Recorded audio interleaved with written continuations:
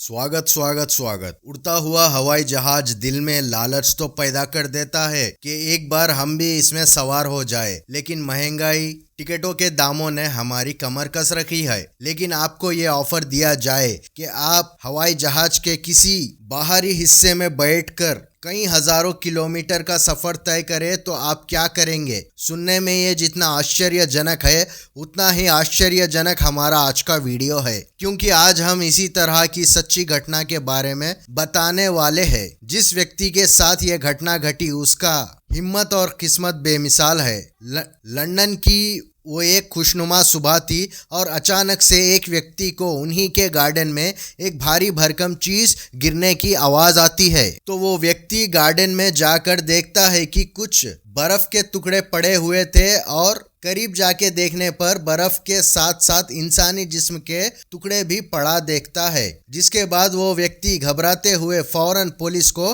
Call करता है। वहीं दूसरी ओर इस व्यक्ति के घर से 30 किलोमीटर दूर लंदन के हीथ्रो एयरपोर्ट पर दिल्ली से आई हुई एक हवाई जहाज लैंड करता है। हवाई जहाज लैंड करने के बाद वहां के हवाई जहाज से सामान उतारने से लेकर फ्यूल टैंक भरने के काम में लग जाते हैं। सब अपने अपने कामों में व्यस्त थे, तभी किसी की नज़र उस हवाई जहाज के लैंडिंग गियर पर एक घायल व्यक्ति पर पड़ती है और वो जिंदगी और मौत के बीच जूझ रहा होता है और वहाँ अफरा तफरी मच जाती है और ये एयरपोर्ट का स्टाफ मेंबर भी नहीं लग रहा था। जिसके बाद ऑफिसर्स ने फौरन उन्हें हॉस्पिटल एडमिट किया और 3-4 दिन के बाद वो व्यक्ति होश में आता है और उसे पूछा गया कि तुम हो कौन, आए कहाँ से हो और ऐसी हालत में तुम एयरपोर्ट पहुंचे कैसे?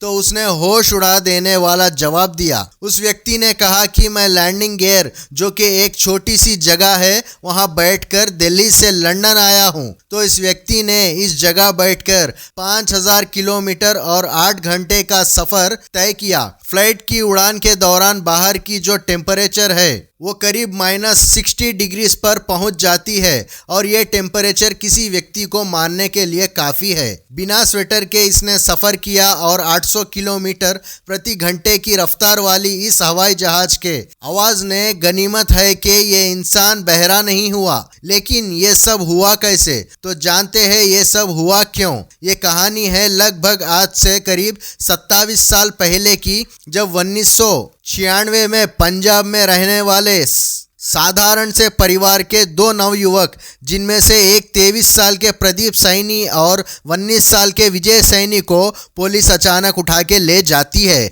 पुलिस को खबर लगी कि ये 2 युवक खालिस्तानी आतंकवाद की ग्रुप में शामिल है। दोनों भाई अपनी बेगुनाही का सबूत देने की कोशिश कर रहे थे। काफी मिन्नतें भी की, लेकिन पुलिस ने इनकी चू तक ना सुनी। घर वालों से भी पूछताछ जारी रखी और इसके चलते इनके सर पर धीरे धीरे आतंक का टैग मोहल्ले में लगने लगा। ये 2 भाई मोटर गैराज में काम करते और अपना और अपने परिवार का पेट पालते थे। आए दिन पुलिस की पूछताछ ने इनको बदनामी और इस रोज वाली परेशानी से बचने का उपाय इनके दिमाग में आया और ये लोग देश छोड़ दूर चले जाने की सोच रहे थे। और खुशकिस्मती से इनके दोस्त वगैरह लंदन में रहते हैं। लेकिन एक कार मैकेनिक के लिए ये सोचना जितना आसान था, लेकिन उतना मुश्किल इसे अंजाम देना था। वीज़ा, पासपोर्ट, टिकट और पैसे कुछ नहीं था, लेकिन किस्मत ने इन्हें एक व्यक्ति से मिलाया जो पेशे से तस्कर था और उसने दोनों साइनी भाइयों को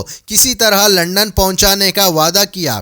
बदले में उनसे रकम भी वसूली, लेकिन एक दिन वो तस्कर पैसे लेके भाग गया। उसके बाद ये जैसे तैसे पंजाब से राजधानी दिल्ली पहुंच गए। पैसे थे तो नहीं, रास्ता कुछ था तो वो गैर कानूनी, लेकिन कैसे? हर रोज वो एयरपोर्ट जाते और कोई एक लूप होल को ढूंढने लगते जिससे वो लंदन का रास्ता तय कर सके। सिक्योरिटी तो टाइट थी ही, लेकिन आज के मुताबिक 27 साल के नीचे सिक्योरिटी शायद ही कुछ खास थी। 10 दिन की निगरानी के बाद उन्हें लैंडिंग एरिया के पास एक छोटी दीवार दिखाई पड़ी और यहाँ से लैंडिंग एरिया जाया जा सकता था। और फिर एक दिन मौका मिलते ही दोनों ने खाने पीने का सामान लिया और रात को फ़ायदा उठाकर दीवार लांघ दिया और उन्हें लंदन की फ़्लाइट की छानबीन शुरू कर दिया। हालांकि ये दोनों मैकेनिक थे पर कुछ हद तक पढ़े लिखे भी थे। 2 दिन की निगरानी के बाद उन्होंने देखा एक फ़्लाइट जो कि रोज़ लंदन की ओर निकलती है हर रात की तरह उस रात को भी लंदन को जाने वाली फ्लाइट रनवे पर आ चुका था। जैसे ही कर्मचारी अपने अपने काम निपटाकर हटे, ये दो भाई अंधेरे में दौड़कर लैंडिंग गियर यानी लैंड करते समय दोनों पहिए बाहर आते हैं। यहाँ इतनी तो जगह होती है कि कोई भी व्यक्ति हाथ पैर सिमटकर बैठ जाए। ये बैठ तो गए थे, लेकिन आगे होगा क्या वो ये भी नहीं जानते थे।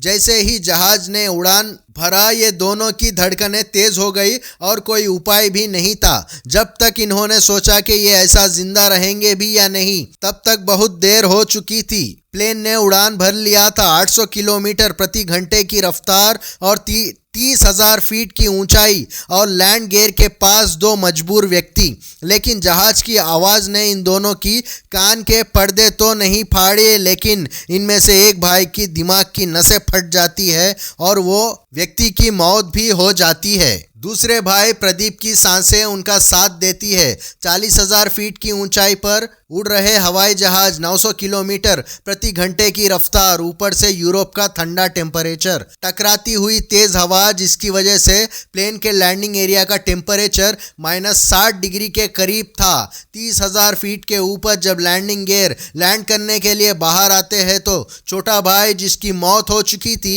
वो 30,000 फीट से नीचे गिरकर बिखर जाता है। दूसरी ओर प्रदीप साइनी किसी तरह वो टिका रहा, नहीं तो वो भी नीचे गिर जाता।